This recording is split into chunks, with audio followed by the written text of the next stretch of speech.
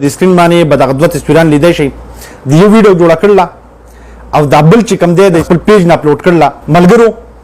په دغه الفاظو باندې ما ته ځان بد ښکارېږي چې زه دغه خلکو له جواب د خپلې خولې نه ورکړم خو جواب به د شین بخت رحمان ورکي او ورسره د پېښور سونیا شاه چې کومه ده هغه به ورکي ځکه هغه په دغه خبرو باندې ډېر ښه پوهېږي او زما خولې له هغه خبرې نه راځي. الرحمن الرحیم. زما مسلمانانو عزتمندو پښتنو السلام علیکم. د سلام نه پس تاسو ته هم معلومه ده چې په ملک کم حالات چالو دي او دا کم علما را پاسېدلي هم د دې فتنې خلاف او دغه د فتنې نه چې دا کم پیدا دي د قارون نه چې کم پیدا دي اوس په تاسو وایي یاره د قارون د واقعه پکې څنګه راغله او دا د قارون نه څنګه پیدا دي. نو موسی علیه السلام په دورې وخت کې دغه شان یو قارون را پاسېدلی او هغه نالتي هغه د ګڼو خوټو پیدا چې کوم وه نو دا په هغه دور کې هم دغه شان منافقان او دا قارونان ژوندي وو. علماو ته پته هم ده او دا واقعه به تاسو هم د علماو د خولې نه بار بار اورېدلي چې هغه ښځه ولمسوله او په موسی علیه السلام یې انظام ولګو.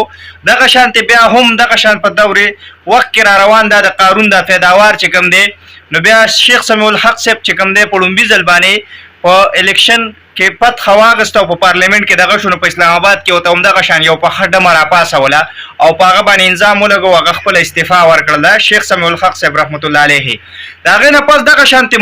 مختلف قارونیان راځي او د قارون پیدا کېږي او په علماو باندې تنقید کوي او بیا په علماو څه کوي چې د علماو دفاع څوک کوي نو بیا د هغوی اخلو عیال یادوي. نو صاحبه زموږ د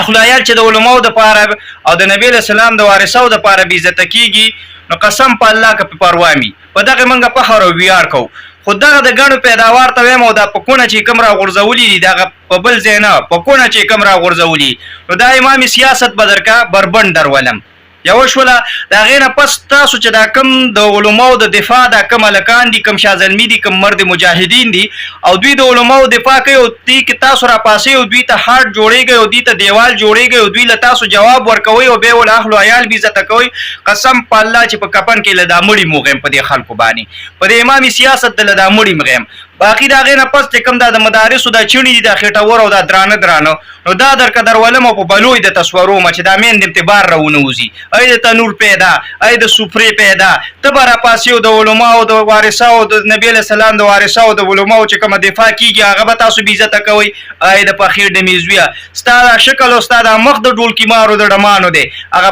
ډمو پسې چې کپړه ګرځوي د پاکولو دپاره هغه دا لاندې سپېمې چې ول پاکوي 1000 روپۍ ډز اخلي او ورځي او دا کپړه پې دغه کوي د مالشي بچیا د شنشني بچیا ټول عمر د په لاهور کې مالشي کړی وي اوس تلې یو 2 روپۍ دې پیدا کړي او ته به راځي د دغه قارون دغه به کې دغه قارون دفاع به کې دا قارون درکه در ولم په مور او په خور یې دله واچوم. دا ویډیو د سره شیر کړئ او د قارون د پیدا ته ضرور ورسوئ. سلام علیکم.